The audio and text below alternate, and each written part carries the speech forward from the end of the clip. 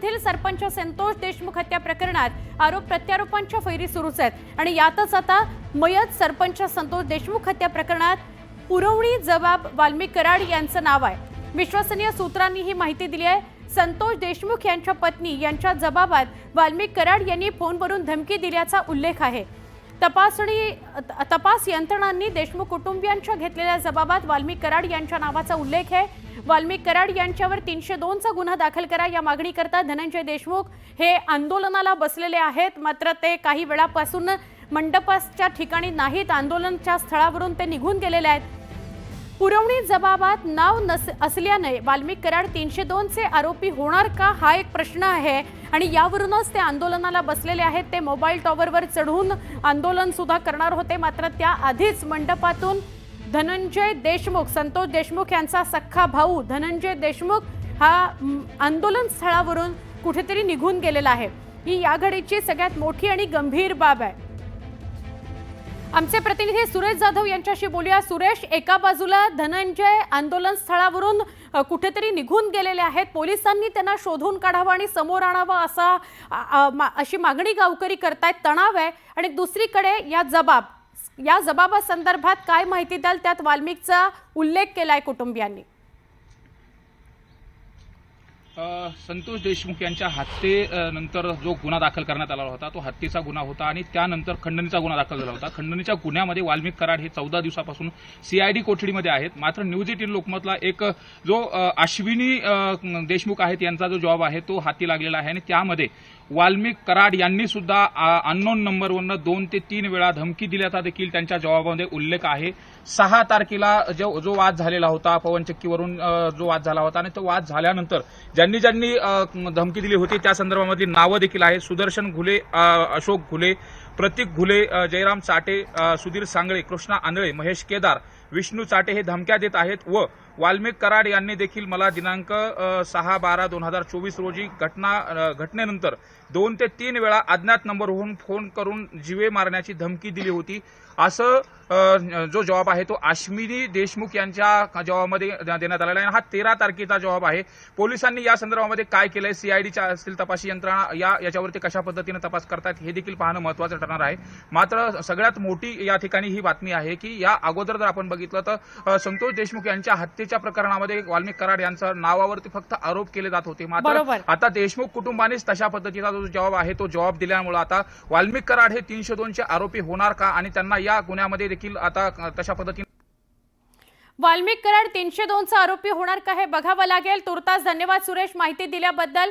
पण कराड हत्येच्या गुन्ह्यात आरोपी होणार का हे बघायचं आणि तीच मागणी धनंजय देशमुख आणि कुटुंबियांची आहे, सरपंच संतोष देशमुख यांच्या कुटुंबाची आहे की या वाल्मिक कराडला का वाचवलं जातंय, कोण वाचवतंय? उपोषणाला बसलेले धनंजय देशमुख गावातून कुठे गेले या घडीचा सगळ्यात मोठा प्रश्न। गंभीर परिस्थिती निर्माण झालेली आहे मसाजोग गावामध्ये। कुटुंबियांमध्ये चिंतेचं भीतीचं वातावरण आहे। धनंजयचं काही झालं का असा प्रश्न, अशी भीती त्यांच्या मनात आहे, कारण कुणालाही न सांगता अचानक धनंजय देशमुख कुठेतरी निघून गेलेले आहेत। पोलीस तिथे असताना मंडपाच्या आजूबाजूला सुरक्षा असताना सुद्धा ते कुठे निघून गेले असा प्रश्न निर्माण झालाय। एका बाजूला एक दृश्य, सकाळचंच हे दृश्य आहे, धनंजय देशमुख आंदोलन करायला बसलेले होते, मंडपात ते उपस्थित आहेत, सगळे गावकरी त्यांच्या आजूबाजूला आहेत आणि त्यानंतर मात्र एक अर्ध्या तासापूर्वीपासून धनंजय देशमुख कुठेतरी निघून गेलेले आहेत। आंदोलन स्थळावरून ते कुठेतरी निघून गेलेले आहेत आणि सगळे ग्रामस्थ आक्रमक झाल्यामुळे ग्रामस्थ पोलिसांना असा आवाहन करतायत की तुम्हीच आता त्यांना जिथे कुठे गेले असतील तिथून सुखरूपपणे आणून द्या।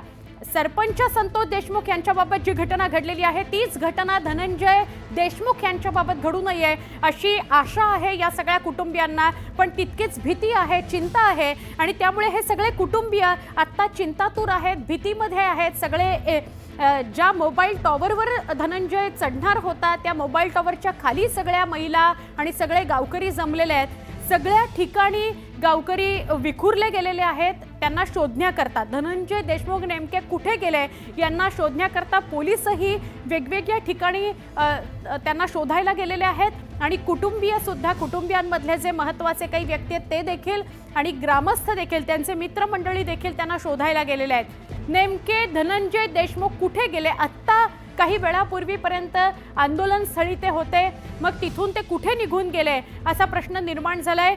या सगळ्या महिला मात्र आक्रमक झाल्यात आणि त्यामुळे त्या पोलिसांनीच आता सुखरूपपणे धनंजयला आणून द्यावं असा टाहो फोडतायत. आमचे प्रतिनिधी सिद्धार्थ या सगळ्या गावकऱ्यांसोबत आहेत, त्यांच्याशी बोलूया.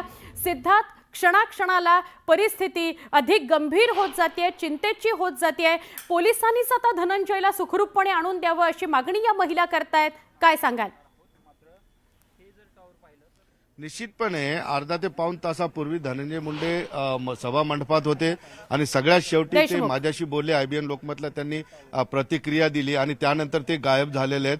नेमकं ते गेले कुठं? कारण बजरंग बाप्पा सोळणे सुद्धा या ठिकाणी आले होते, त्यांना सुद्धा ते भेटले नाही. आता बघतोय आपण गावकरी ज्या ठिकाणी आंदोलन होणार आहे त्या ठिकाणी येऊन जमलेले आहेत सगळे. आपण या टावरवरच धनंजय चालणार होते. आता एक माहिती भेटलेली की धनंजय गावामध्ये आलेत अशा पद्धतीची माहिती आणि गावाकडे आता सगळे लोक जाताना दिसत आहे. आपण बघतोय सगळी पळापळ सुरू झालेली आहे की धनंजय गावात आलेत अशी माहिती भेटलेली. मी सुद्धा तिकडं जाण्याचा प्रयत्न करतोय. हो हो हो, तू त्या ठिकाणी निघालेला आहेस. सिद्धार्थ आपण फक्त जरांगे पाटील आलेत अशी माहिती आहे. बरं, मनोज जरांगे आलेले आहेत आणि धनंजय मात्र आंदोलनस्थळी नाही अशी माहिती मिळतेय. न्यायाकरता धनंजय देशमुख आक्रोश करतायत. खरं तर संतोष देशमुख यांचा सख्खा भाऊ धनंजय देशमुख आंदोलनस्थळी तो बसलेला होता, पण काही वेळापासून तो गायब आहे आणि मनोज जरांगे आलेले आहेत आंदोलनस्थळी. म्हणजे ते गावात पोहोचलेले आहेत असं कळतंय. आंदोलनस्थळी पोहोचायला वेळ लागेल, पण त्याआधीच बातमी मसाजोगमध्ये वाऱ्यासारखी पसरलेली आहे की धनंजय देशमुख मात्र गायब आहे. धनंजय देशमुख हा संतोष देशमुख यांचा भाऊ. गेले अनेक दिवस न्यायासाठी तो आक्रोश करतोय, वेगवेगळ्या जिल्ह्यांमध्ये जाऊन जनआक्रोश मोर्चामध्ये सहभागी होतोय आणि आपली भूमिका मांडतोय. त्याच्या दोन महत्त्वाच्या मागण्या आहेत, त्याच्या कुटुंबियाच्या दोन महत्त्वाच्या मागण्या आहेत की आत्तापर्यंत या प्रकरणामध्ये काय काय घडलं, कशा पद्धतीने घडलं या संदर्भातली सगळी माहिती आम्हाला पोलिसांनी स्वतः द्यावी आणि सगळ्यात महत्त्वाची दुसरी बाब ती म्हणजे वाल्मिक कराड याच्यावर 302 अंतर्गत गुन्हा दाखल करावा, त्याला सुद्धा या 302 अंतर्गत आरोपी करावं. या दोन महत्त्वाच्या मागण्या आहेत. या व्यतिरिक्त सुद्धा देशमुख कुटुंबियांनी आपलं म्हणणं हे वारंवार अनेक नेत्यांकडे आणि पोलिसांकडे सुद्धा मांडलेलं आहे, पण 35 दिवस झाले न्याय मिळत नाही. कृष्णा आंधळेला पकडलं जात नाही, त्यामुळे व्यथित झालेले आहेत सगळे देशमुख कुटुंब, आक्रमक झालेले आहेत. खरं तर अशी या घडीची सगळ्यात महत्त्वाची बातमी ही दृश्य आपण बघतोय त्या मोबाईल टॉवर, त्या पाण्याच्या टाकीची, ज्या टाकीवर धनंजय देशमुख चढलाय. ही दृश्य आपल्याला बघायला मिळत आहेत. या घडीची सगळ्यात महत्त्वाची बातमी आहे, गंभीर वातावरण निर्माण करणारी बातमी आहे. सगळे गावकरी त्या शिडीवर उभं राहून त्याच्याशी बोलण्याचा प्रयत्न करतायत, मात्र हा धनंजय पाण्याच्या टाकीवर चढलेला आहे. जे त्याने म्हटलं होतं ते तो करताना आपल्याला बघायला मिळत आहे. त्याने असं म्हटलं होतं की मी पाण्याच्या टाकीवर चढून आंदोलन करणार आहे, मी माझं आयुष्य.